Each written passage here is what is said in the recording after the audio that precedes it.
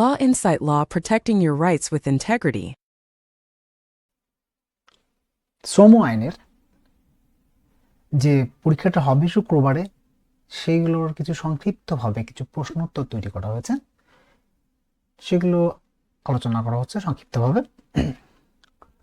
বাংলাদেশের শ্রম আইন 2006 অনুযায়ী শ্রমিক বলতে কি বোঝায়? উক্ত আইন অনুযায়ী শ্রমিকের শ্রেণীবিভাগ আলোচনা করো। বাংলাদেশ শ্রম আইন 2006 অনুযায়ী শ্রমিকের সংজ্ঞা ও শ্রেণীবিভাগ। শ্রমিকের সংজ্ঞা: বাংলাদেশ শ্রম আইন 2006 এর ধারা 265 অনুযায়ী শ্রমিক বলতে এমন ব্যক্তিকে বোঝায় যিনি কোনো প্রতিষ্ঠান মজুরি, বিনিয়োগ বা নগদ বা অন্যভাবে দক্ষ, অদক্ষ, আধা দক্ষ, কারিগরি, বাণিজ্যিক বা কেরানিমূলক কাজ করেন। এতে শিক্ষানবিশ, অ্যাপ্রেন্টিসও অন্তর্ভুক্ত। তবে ব্যবস্থাপনা বা তত্ত্বাবধায়ক পদে নিযুক্ত ব্যক্তি যার কাজ প্রধানত প্রশাসনিক বা ব্যবস্থাপনার সঙ্গে সম্পর্কিত সাধারণ শ্রমিকের সংখ্যা বাইরে পড়ে। শ্রমিকের শ্রেণীভাগ: শ্রমিকের তো আইন অনুযায়ী শ্রমিককে প্রধানত নিম্নোক্ত শ্রেণীতে ভাগ করা হয়েছে: স্থায়ী শ্রমিক, যিনি প্রতিষ্ঠানে স্থায়ীভাবে নিয়োজিত এবং কোনো শূন্য পদ নিয়োগপ্রাপ্ত। পরীক্ষাকালীন শ্রমিক, স্থায়ী পদে নিয়োগ আগে নির্ধারিত পরীক্ষামূলক সময় কর্মরত শ্রমিক। বদলি শ্রমিক, কোন স্থায়ী শ্রমিকের অনুপস্থিতিতে সাময়িকভাবে তার পরিবর্তে নিয়োজিত শ্রমিক। অস্থায়ী শ্রমিক, নির্দিষ্ট সময়ের জন্য বা অস্থায়ী প্রয়োজনে নিয়োজিত শ্রমিক।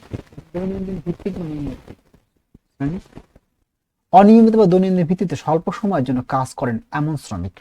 শিক্ষানবিশ শ্রমিক, কাজ শিখবার উদ্দেশ্যে প্রশিক্ষণকালে নিয়োজিত ব্যক্তি যিনি শ্রমিকের সংজ্ঞার অন্তর্ভুক্ত। উপসংহার: বাংলা শ্রম আইন 2006 শ্রমিকের সুস্পষ্ট সংজ্ঞা ও শ্রেণীভাগ নির্ধারণের মাধ্যমে শ্রমিকের অধিকার, দায়িত্ব, সুরক্ষা নিশ্চিত করতে গুরুত্বপূর্ণ ভূমিকা রাখে। শ্রম শিল্প আইনের উদ্দেশ্য কি? এই আইনে বাংলাদেশের শ্রমিকদের কতটুকু স্বার্থ সংরক্ষণ করেছে? শ্রম শিল্প আইনের উদ্দেশ্য: শ্রম শিল্প আইনের প্রধান উদ্দেশ্যগুলো হলো শ্রমিকের অধিকার ও স্বার্থ রক্ষা, ন্যায্য মজুরি, কর্মঘণ্টা, ছুটি, নিরাপদ কর্মপরিবেশ, সামাজিক নিরাপত্তা নিশ্চিত করা, শ্রমিক ও মালিকের মধ্যে সুসম্পর্ক গড়ে তোলা, দ্বন্দ্ব নিরসনে শিল্প শান্তি বজায় রাখা এবং সহযোগিতামূলক কর্মপরিবেশ সৃষ্টি করা। শ্রমিকের শোষণ প্রতিরোধ: অবৈধ বরখাস্ত, জোরপূর্বক শ্রম, বৈষম্য, শিশু শ্রম রোধ করা। শিল্প নিরাপত্তা ও স্বাস্থ্য সুরক্ষা, দুর্ঘটনা প্রতিরোধে স্বাস্থ্যসম্মত কর্মপরিবেশ এবং ক্ষতিপূরণের ব্যবস্থা। শ্রম বিরোধ নিষ্পত্তি, সমঝোতা, মধ্যস্থতা, সালিশ ও শ্রম আদালতের মাধ্যমে দ্রুত ন্যায্য সমাধান। শ্রমিক সংগঠনের অধিকার নিশ্চিতকরণ, ট্রেড ইউনিয়ন গঠন, যৌথ দর কষাকষি, ধর্মঘটের আইনগত কাঠামো নির্ধারণ।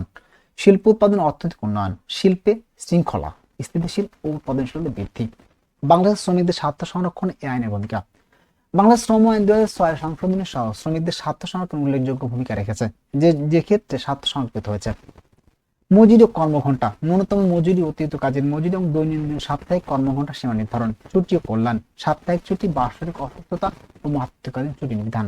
নিরাপত্তা, স্বাস্থ্য, কারখানায় নিরাপত্তা ব্যবস্থা, দুর্ঘটনাজনিত ক্ষতিপূরণ ও চিকিৎসা সুবিধা। শিশু ও নারী শ্রমিক সুরক্ষা, শিশু শ্রম নিষিদ্ধকরণ, নারী শ্রমিকের বিশেষ সুরক্ষা। বিরোধ নিষ্পত্তি, শ্রম আদালত, আপিল ট্রাইব্যুনালের মাধ্যমে আইনগত প্রতিকার। সীমাবদ্ধতা বাস্তবায়ন সমস্যা: আইনের দুর্বল বাস্তবায়ন, তদারকি ও পরিদর্শনের ঘাটতি, অপ্রাতিষ্ঠানিক খাতা শ্রমিক, বড় অংশ এখানে কার্যকর সুরক্ষার বাইরে। ট্রেড ইউনিয়নের দুর্বলতা: সংগঠনের স্বাধীনতা, কার্যকারিতা বাধা, দীর্ঘসূত্রতা, শ্রম আদালতে মামলা নিষ্পত্তি বিলম্ব। উপসংহার: শ্রম ও শিল্প আইনে শ্রমিকদের মৌলিক অধিকার রক্ষা একটি শক্ত আইনগত ভিত্তি তৈরি করেছে এবং অনেক ক্ষেত্রে শ্রমিকদের স্বার্থ কার্যকরভাবে সংরক্ষণ করেছে। তবে পূর্ণ সুরক্ষার জন্য কার্যকর বাস্তবায়ন, তদারকি, জোরদার অপ্রাতিষ্ঠানিক খাতকে আইনের আওতায় আনা জরুরি। শ্রম আইন 2006 অনুযায়ী মজুরির সংজ্ঞা দাও। কখন কিভাবে মজুরি প্রদান করতে হবে, কি কি পরিস্থিতিতে মজুরি কর্তন করা যায় তার বিবরণ। নিম্নে বাংলাদেশের শ্রম আইন 2006 অনুযায়ী মজুরির সংজ্ঞা, মজুরি প্রদানের সময়, পদ্ধতি এবং মজুরি কর্তনের পরিস্থিতি সংক্ষেপে ধারাবাহিক উপস্থাপন করা হলো। মজুরির সংজ্ঞা: বাংলা শ্রম আইন 2006 এর ধারা 245 অনুযায়ী মজুরি বলতে বোঝায় শ্রমিকের কাজে নিয়োজিত থাকার কারণে নিয়োগকর্তা কর্তৃক প্রদেয় সকল প্রকার পারিশ্রমিক যা নগদ অর্থে প্রকারযোগ্য, যা চাকরির শর্ত অনুযায়ী প্রদেয়। মজুরি অন্তর্ভুক্ত মূল মজুরি, মর্গ ভাতা, অন্যান্য নিয়মিত ভাতা, ওভারটাইম, পারিশ্রমিক। মজুরি অন্তর্ভুক্ত নয় বোনাস, ভবিষ্যৎ তহবিল, গ্র্যাচুইটি, যাতায়াতের বিশেষ খরচের ভাতা। কখন মজুরি প্রদান করতে হবে? শ্রম আইন অনুযায়ী 1000 বা তদুর্ধ্ব শ্রমিক থাকলে মজুরি দিতে হবে মজুরি পর্ব শেষ হওয়ার 7 কর্মদিবসের মধ্যে। 1000 জন কম শ্রমিক থাকলে 10 কর্মদিবসের মধ্যে। চাকরির অবসান, বরখাস্ত, ইস্তফা হলে 2 কর্মদিবসের মধ্যে সকল পাওনা পরিশোধ করতে হবে। কিভাবে মজুরি প্রদান করতে হবে? মজুরি নগদে, ব্যাংক চেক বা বাংলা ব্যাংক মোবাইল ব্যাংকিং এর মাধ্যমে প্রদান করা যাবে। মজুরি প্রদানের সময় শ্রমিককে মজুরি রসিদ বা পে স্লিপ দিতে হবে। মজুরি প্রদানের কোনো অন্যায়, বিলম্ব বা জোরপূর্বক কর্তন করা যাবে না। কোন কোন পরিস্থিতিতে মজুরি কর্তন করা যায়? আইনে নির্ধারিত নির্মুক্ত পরিস্থিতিতে মজুরি কর্তন করা বৈধ। অনুপস্থিতির জন্য কর্তন, বিনা অনুমতিতে কাজের অনুপস্থিত থাকলে শৃঙ্খলা ভঙ্গজনিত জরিমানা, তবে তার নির্দিষ্ট নিয়ম ও সীমার মধ্যে হতে হবে। ক্ষতি বা লোকসানের জন্য কর্তন, শ্রমিকের অবহেলায় মালিকের আর্থিক ক্ষতি হলে প্রমাণ সাপেক্ষে। আবাসন সুবিধা ভাড়া, নিয়োগকর্তা প্রদত্ত বাসস্থানের জন্য অগ্রিম ঋণ বা পরিশোধ, পূর্বে নেওয়া অগ্রিম বা ঋণ সমন্বয়ের জন্য প্রভিডেন্ট ফান্ড বা কল্যাণ তহবিলের চাঁদা, আইন বা আদালতের আদেশ অনুযায়ী কর্তন। গুরুত্বপূর্ণ শর্ত, মোট কর্তন সাধারণত মজুরি 50% বেশি হতে পারবে না, বিশেষ ক্ষেত্রে 75% পর্যন্ত হতে পারে। উপসংহার, বাংলাদেশ শ্রম অনুযায়ী আইন 2006 মজুরির সংজ্ঞা সময় মতো সঠিক পদ্ধতিতে মজুরি প্রদান এবং সীমিত ন্যায্য কর্তনের বিধান দিয়ে শ্রমিকের আর্থিক স্বার্থ সংরক্ষণের একটি সুসংগঠিত আইনগত কাঠামো প্রদান করেছে। 3 নম্বর প্রশ্ন, ট্রেড ইউনিয়নের সংজ্ঞা প্রদান। শ্রম অধীনে একটি ট্রেড ইউনিয়ন নিবন্ধনের প্রয়োজনীয় শর্তাবলী কি? কি কি কারণে একটি ট্রেড ইউনিয়নের নিবন্ধন বাতিল করা যায়? ট্রেড ইউনিয়নের সংজ্ঞা, বাংলাদেশ শ্রম আইন 2006 এর ধারা 261 অনুযায়ী ট্রেড ইউনিয়ন বলতে এমন কোন শ্রমিকের সংগঠনকে বোঝায় যা শ্রমিক ও মালিকের মধ্যে সম্পর্ক নিয়ন্ত্রণ, শ্রমিকদের অধিকার স্বার্থ রক্ষা এবং কর্মসংক্রান্ত শর্তাবলী নির্ধারণ এবং উন্নয়নের উদ্দেশ্যে গঠিত। সম্পর্কে শ্রমিকদের যৌথ স্বার্থ সংরক্ষণ দাবি আদায়ের জন্য গঠিত সংগঠনের ট্রেড ইউনিয়ন। ট্রেড ইউনিয়ন নিবন্ধনের প্রয়োজনীয় শর্তাবলী, শ্রম আইন অনুযায়ী একটি ট্রেড ইউনিয়ন নিবন্ধনের জন্য নিম্নলিখিত শর্তগুলো পূরণ করতে হয়। ন্যূনতম সদস্য সংখ্যা, সংশ্লিষ্ট প্রতিষ্ঠানে মোট শ্রমিক কমপক্ষে 20% সদস্য থাকতে হবে। লিখিত আবেদন, নির্ধারিত ফর্মে রেজিস্ট্রার অব ট্রেড ইউনিয়নের নিকট আবেদন করতে হবে। সংবিধান প্রণয়ন, ইউনিয়ন সংবিধান থাকতে হবে। ইউনিয়নের নাম ও ঠিকানা, উদ্দেশ্য, সদস্য পদ গ্রহণ বাতিলের নিয়ম, চাঁদা নির্ধারণ, কার্যনির্বাহী কমিটির গঠন ও নির্বাচন পদ্ধতি, তহবিলের ব্যবস্থাপনা ও হিসাব রক্ষণ পদ্ধতি। কার্যনির্বাহী কমিটি, নির্বাচিত কার্যনির্বাহী কমিটির সদস্যদের তালিকা দিতে হবে। চাঁদা প্রদানের প্রমাণ, সদস্যদের নিয়মিত চাঁদা প্রদানের ব্যবস্থা থাকতে হবে। আইনসম্মত উদ্দেশ্য, ইউনিয়নের উদ্দেশ্য অবশ্যই শ্রম আইনসম্মত হতে হবে।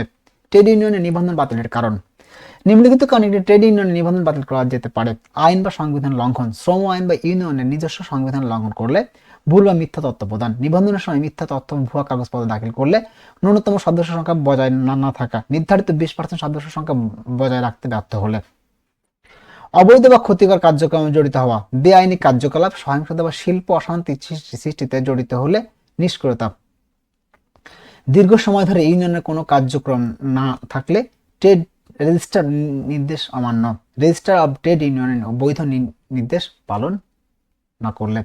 উল্লেখযোগ্য বিষয়, নিবন্ধন বাতিলের আগে সাধারণত ইউনিয়নকে কারণ দর্শানোর নোটিশ দেওয়া হয় এবং আত্মপক্ষ সমর্থনের সুযোগ প্রদান করা হয়। উপসংহার, ট্রেড ইউনিয়ন শ্রমিকদের অধিকার রক্ষা ও শিল্প শান্তি বজায় রাখতে গুরুত্বপূর্ণ ভূমিকা পালন করে। বাংলাদেশের শ্রম আইন 2006 ট্রেড ইউনিয়ন গঠন, নিবন্ধন বাতিল বিষয়ে সুস্পষ্ট বিধান প্রদান করে, শ্রমিক সংগঠনের কার্যকারিতা স্বচ্ছতা নিশ্চিত করেছে। 2006 সালে বাংলাদেশ শ্রম আইন অনুযায়ী প্রধান পরিদর্শকের ক্ষমতা ও কার্যাবলী আলোচনা করো। নিম্ন বাংলাদেশ শ্রম আইন 2006 অনুযায়ী প্রধান পরিদর্শক, তার পরিচয়, ক্ষমতা, কার্যাবলী আলোচনা করা হলো। প্রধান পরিদর্শককে, বাংলা শ্রম আইন 2006 অনুযায়ী সরকার কর্তৃক নিযুক্ত কলকারখানা ও প্রতিষ্ঠান পরিদর্শন অধিদপ্তর প্রধান কর্মকর্তাই প্রধান পরিদর্শক বা চিফ ইন্সপেক্টর। তিনি শ্রম আইন বাস্তবায়নের সর্বোচ্চ তদারকি ও নিয়ন্ত্রণকারী কর্মকর্তা। প্রধান পরিদর্শকের ক্ষমতা, কার্যাবলী, প্রধান পরিদর্শক বা তার ক্ষমতাপ্রাপ্ত পরিদর্শক যে কোনো সময় কারখানা প্রতিষ্ঠান পরিদর্শন করতে পারবেন। কর্ম পরিবেশ, নিরাপত্তা, স্বাস্থ্য ও শ্রমিক কল্যাণ পরিস্থিতি পরীক্ষা করতে পারেন। যন্ত্রপাতি, নথিপত্র রেজিস্টার পরিচালনা করতে পারেন। নির্দেশ প্রদানের ক্ষমতা, শ্রম আইন লঙ্ঘন হলে একটি ত্রুটি সংশোধনের নির্দেশ দিতে পারেন। ঝুঁকিপূর্ণ পরিস্থিতি কারখানা বা যন্ত্র আংশিক সম্পূর্ণ বন্ধের নির্দেশ দিতে পারেন। শ্রমিকের নিরাপত্তার স্বার্থে জরুরি ব্যবস্থা গ্রহণ আদেশ দিতে পারেন। তথ্য ও নথি চাওয়ার ক্ষমতা, নিয়োগকর্তার কাছ থেকে শ্রমিক সংক্রান্ত তথ্য, মজুরি রেকর্ড, কর্মঘণ্টা, নিরাপত্তা সংক্রান্ত কাগজপত্র চাইতে পারেন। প্রয়োজনে শ্রমিক ও মালিকের জিজ্ঞাসাবাদ করতে পারেন। আইন প্রয়োগ, মামলা দায়ের, শ্রম আইন লঙ্ঘনের ক্ষেত্রে মামলা দায়েরের অনুমোদন বা উদ্যোগ নিতে পারেন। পরিদর্শকের মাধ্যমে আইন লঙ্ঘনের প্রতিবেদন সংগ্রহ করতে পারেন। বিধি প্রণয়নের সহায়তা, সরকার শ্রম আইন বাস্তবায়ন সংক্রান্ত পরামর্শ প্রদান করেন। শ্রম আইন সম্পর্কিত বিধিমালা ও নির্দেশিকা প্রণয়নের সহায়তা করেন। পরিদর্শকের তদারকি, অধীনস্থ পরিদর্শকের কাজ তদারকি নিয়ন্ত্রণ করেন, পরিদর্শনের মান ও কার্যকারিতা নিশ্চিত করেন। উপসংহার: বাংলাদেশ শ্রম আইন 2006 অনুযায়ী প্রধান পরিদর্শক শ্রম আইন বাস্তবায়নের মূল চালিকা শক্তি। তার ক্ষমতা কার্যাবলীর মাধ্যমে শ্রমিকের নিরাপত্তা, অধিকার সংরক্ষণ এবং শিল্প খাতে আইনানুগ শৃঙ্খলা বজায় রাখা সম্ভব। প্রধান পরিদর্শক কোন আদেশের বিরুদ্ধে আপিল পদ্ধতি কি? প্রধান পরিদর্শকের কোন আদেশের বিরুদ্ধে আপিল পদ্ধতি কি? নিম্নে বাংলাদেশের শ্রম আইন 2006 অনুযায়ী প্রধান পরিদর্শকের কোন আদেশের বিরুদ্ধে আপিল পদ্ধতি সংক্ষেপে ও ধারাবাহিক উপস্থাপন করা হলো। প্রধান পরিদর্শকের আদেশের বিরুদ্ধে আপিল পদ্ধতি: আপিল করার অধিকার। প্রধান পরিদর্শক চিফ ইন্সপেক্টর কর্তৃক জারিকৃত কোনো আদেশ ক্ষতিগ্রস্ত ব্যক্তি বা প্রতিষ্ঠান আপিল করতে পারেন। আপিলকৃত কর্তৃপক্ষ আপিল করতে হবে সরকার বা সরকার কর্তৃক নির্ধারিত আপিল কর্তৃপক্ষের নিকট, সাধারণত শ্রম ও কর্মসংস্থান মন্ত্রণালয়ের নির্ধারিত কর্তৃপক্ষ। সময়সীমা: আদেশ প্রাপ্তির তারিখ থেকে সাধারণত 30 দিনের মধ্যে আপিল দায়ের করতে হবে। যুক্তিসঙ্গত কারণে বিলম্ব হলে কর্তৃপক্ষ বিলম্ব মঞ্জুর করতে পারেন। আপিল পদ্ধতি: নির্ধারিত ফর্মে লিখিত আপিল আবেদন দাখিল করতে হবে। আপিল আবেদন আপিলের কারণ ও যুক্তি স্পষ্ট উল্লেখ করতে হবে। প্রধান পরিদর্শকের আদেশে অনুলিপি সংযুক্ত করতে হবে। শুনানির সিদ্ধান্ত: আপিল কর্তৃপক্ষ উভয় পক্ষকে শুনানির সুযোগ প্রদান করবে। প্রয়োজন হলে অতিরিক্ত তথ্য নথি চাইতে পারে। শুনানি শেষে আদেশ বহাল, পরিবর্তন বাতিল করতে পারে। আপিল নিষ্পত্তি চূড়ান্ত: আপিল কর্তৃপক্ষের সিদ্ধান্ত সাধারণভাবে চূড়ান্ত বলে গণ্য হয় যদি না আইনের ভিন্ন কিছু উল্লেখ থাকে। উপসংহার: প্রধান পরিদর্শকের আদেশের বিরুদ্ধে আপিল বিধান শ্রম আইন বাস্তবায়নের ন্যায় বিচার ও স্বচ্ছতা নিশ্চিত করে এবং নিয়োগকর্তা ও সংশ্লিষ্ট পক্ষকে আইনগত প্রতিকার লাভের সুযোগ প্রদান করে। চাকরি বরখাস্তকরণ ও চাকরি অবসানের মধ্যে পার্থক্য আলোচনা করো। নিম্ন বাংলাদেশ শ্রম আইন 2006 অনুযায়ী প্রশ্ন উত্তর আংশিকভাবে ধারাবাহিক আলোচনা করা হলো। চাকরি থেকে বরখাস্ত ও চাকরির অবসান পার্থক্য: শুধু এই যে আংশিক এটুকু দেয়া লাগবে না, আপনি এখান থেকে শুরু করবেন। চাকরি থেকে বরখাস্তকরণ, চাকরির অবসানের পার্থক্য। বিষয়: অর্থ। বরখাস্তকরণ: গুরুতর অসদাচরণ বা শৃঙ্খলা ভঙ্গের কারণে চাকরি থেকে অবসান করা যায়। চাকরির অবসান: কোন অসৎ আচরণ ছাড়াই চাকরির সম্পর্ক শেষ। কারণ: চুরি, অসততা, গুরুতর অবাধ্যতা, সহিংসতা ইত্যাদি। কর্মসংস্থানের প্রয়োজন না থাকা, অদক্ষতা, প্রশাসনিক কারণ। নোটিশ: সাধারণ নোটিশের প্রয়োজন নির্ধারিত নোটিশ বা নোটিশের পরিবর্তে মজুরি দিতে হয়। সুবিধা: সাধারণত ক্ষতিপূরণ বা গ্র্যাচুইটি পাওয়া যায় না, আইনীয় ক্ষতিপূরণ প্রযোজ্য। শাস্তিমূলক শাস্তিমূলক ব্যবস্থা শাস্তিমূলক নয়। তদন্ত: বিভাগীয় তদন্ত আবশ্যক নয়। ছাঁটাই কি? এই প্রশ্নটা কিন্তু মেবি ইম্পর্টেন্ট, এটা আসতে পারে। ছাঁটাইয়ের শর্ত পদ্ধতি আলোচনা করে। একজন ছাঁটাইকৃত শ্রমিকের পুনর্নিয়োগ কি সম্ভব? ছাঁটাই কি? ছাঁটাইয়ের শর্ত পদ্ধতি এবং পুনর্নিয়োগ। ছাঁটাই কি? ছাঁটাই বলতে বোঝায় নিয়োগকর্তা উদ্দেশ্যে অর্থনৈতিক সংকট, কাজের অভাব, যন্ত্রায়ন, পুনর্গঠন বা অতিরিক্ত শ্রমিক হওয়ার কারণে শ্রমিকের চাকরি বাতিল, তবে এটি শাস্তিমূলক নয়। ছাঁটাই শর্ত: শ্রম আইনে ছাঁটাই করতে হলে যৌক্তিক কারণ থাকতে হবে, কাজের অভাব, পুনর্গঠন ইত্যাদি। শেষ নিয়োগপ্রাপ্ত আগে ছাঁটাই। নীতি অনুসরণ: নোটিশ: সাধারণত 1 মাসের নোটিশ অথবা নোটিশের পরিবর্তে 1 মাসের মজুরি। ক্ষতিপূরণ: প্রতি পূর্ণ কর্মবর্ষে 15 দিনের মজুরি বা আইন নির্ধারিত হারে সরকার কর্তৃপক্ষ অবহিত করেন, যেখানে প্রযোজ্য সেখানে অবহিতকরণ করতে হবে। ছাঁটাইয়ের পদ্ধতি: ছাঁটাইয়ের কারণ নির্ধারণ ও নথিভুক্ত করা, নোটিশ প্রদান বা নোটিশের পরিবর্তে মজুরি প্রদান, ক্ষতিপূরণ অন্যান্য পাওনা পরিশোধ, প্রয়োজন হলে শ্রম পরিদর্শক বা কর্তৃপক্ষকে অবহিত করা, ছাঁটাইয়ের আদেশ লিখিত প্রদান। ছাঁটাইকৃত শ্রমিকের পুনর্নিয়োগ কি সম্ভব?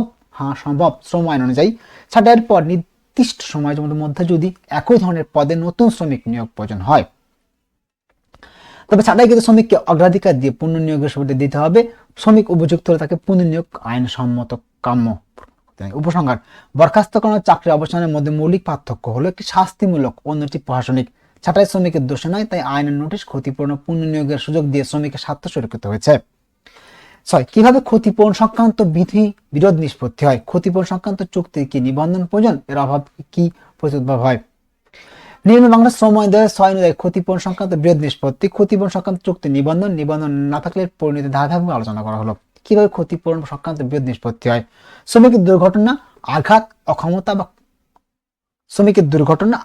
অক্ষমতা বা মৃত্যুর পরে ক্ষতিপূরণ বিষয় নিয়ে বিরোধ সৃষ্টি হলে তা নিম্নোক্ত নিষ্পত্তি হয়। ক্ষতিপূরণ বা কমিশনারের নিকট আবেদন, ক্ষতিগ্রস্ত শ্রমিক বা তার আইনগত প্রতিনিধি অথবা নিয়োগকর্তা ক্ষতিপূরণ কমিশনারের নিকট লিখিত আবেদন দাখিল করতে হবে। Commissioner of compensation. তদন্ত শুনানি: কমিশনার উভয় পক্ষকে নোটিশ দিয়ে শুনানির সুযোগ দেন। প্রয়োজন হলে চিকিৎসকের প্রতিবেদন, সাক্ষ্য, নথি যাচাই করা হয়। ক্ষতিপূরণ নির্ধারণ: আঘাতের কারণ, আঘাতের ধরন, অক্ষমতার মাত্রা, শ্রমিকের মজুরি, বয়স বিবেচনায় কমিশনার ক্ষতিপূরণ পরিমাণ নির্ধারণ করেন। আদেশ বাস্তবায়ন: নির্ধারিত সময়ের মধ্যে নিয়োগকর্তাকে ক্ষতিপূরণ পরিশোধের আদেশ দেওয়া হয়। আদেশ অমান্য করলে আইনানুগ ব্যবস্থা গ্রহণ করা যায়। আপিলের সুযোগ: নির্দিষ্ট ক্ষেত্রে কমিশনের আদেশের বিরুদ্ধে উচ্চতর আদালতে আপিল করা যায়। ক্ষতিপূরণ সংক্রান্ত চুক্তি কি নিবন্ধন প্রয়োজন? হ্যাঁ, প্রয়োজন। শ্রমিক ও নিয়োগকর্তার মধ্যে ক্ষতিপূরণ সংক্রান্ত যে কোনো চুক্তি অবশ্যই ক্ষতিপূরণ কমিশনের নিকট নিবন্ধন করতে হবে। কমিশন নিশ্চিত করবেন যে চুক্তিটি শ্রমিকের স্বার্থ বিরোধী নয়, ক্ষতিপূরণের পরিমাণ আইন অনুযায়ী ন্যূনতম সীমার নিচে নয়, চুক্তিটি স্বেচ্ছায় ও প্রতারণা মুক্তভাবে সম্পাদিত হয়েছে। নিবন্ধন না থাকলে কি পরিস্থিতি উদ্ভব হয়? ক্ষতিপূরণ সংক্রান্ত চুক্তিটি নিবন্ধন না হলে চুক্তিটি আইনগতভাবে অকার্যকর হতে পারে। আদালত বা কমিশনারের সেই চুক্তিকে বৈধ বলে গণ্য না করতে পারেন। নিয়োগকর্তা দায় মুক্তি পায় না। চুক্তি থাকা সত্ত্বেও শ্রমিক পুনরায় ক্ষতিপূরণ দাবি তুলতে পারেন। নতুন করে বিরোধ সৃষ্টি হতে পারে। ক্ষতিপূরণের পরিমাণ বা শর্ত নিয়ে পুনরায় মামলা বা আবেদন হতে পারে। শ্রমিকের স্বার্থ ক্ষুণ্ণ হওয়ার ঝুঁকি, কম ক্ষতিপূরণে বাধ্য করার মতো অন্যায় পরিস্থিতি তৈরি হতে পারে। আইনগত জটিলতা, বিলম্ব, নিবন্ধন না থাকায় নিষ্পত্তি প্রক্রিয়া দীর্ঘ ও জটিল হয়। উপসংহার: বাংলাদেশ শ্রম আইন 2006 ক্ষতিপূরণ সংক্রান্ত বিরোধ নিষ্পত্তির জন্য ক্ষতিপূরণ কমিশনের মাধ্যমে বিশেষ ও কার্যকর ব্যবস্থা প্রদান করেছে। একই সঙ্গে ক্ষতিপূরণ সংক্রান্ত চুক্তি নিবন্ধন বাধ্যতামূলক করে শ্রমিকের স্বার্থ সুরক্ষা নিশ্চিত করা হয়েছে। নিবন্ধনের অভাবে চুক্তি অকার্যকর ও বিরোধপূর্ণ হয়ে উঠতে পারে, যা উভয় পক্ষের জন্য ক্ষতিকর। এখন প্রশ্ন হচ্ছে, এই প্রশ্নগুলো কি আসবে? অবশ্যই আসতে পারে। আর এই প্রশ্নগুলোর পিডিএফ ফাইলটা আমার ওয়েবসাইটে দেওয়া থাকবে। আমার ওয়েবসাইটের লিঙ্কটা এই ভিডিও ডিসক্রিপশন বক্সে দেওয়া থাকবে। আর বাদ বাকি প্রশ্নগুলো আগামীকাল যে কোনো সময় আপলোড করা হবে, আপনারা দেখে নেবেন। আর এই প্রশ্নগুলো পড়লে অবশ্যই কমেন্ট পাওয়ার সম্ভাবনা আছে। খুব সংক্ষিপ্ত করে প্রশ্নগুলো দেওয়া আছে, পড়লে অবশ্যই মনে থাকবে, এবং একবার দুইবার পড়লেই মনে থাকবে, বেশি পড়া লাগবে না। ধন্যবাদ সবাইকে, সবাই ভালো থাকবেন।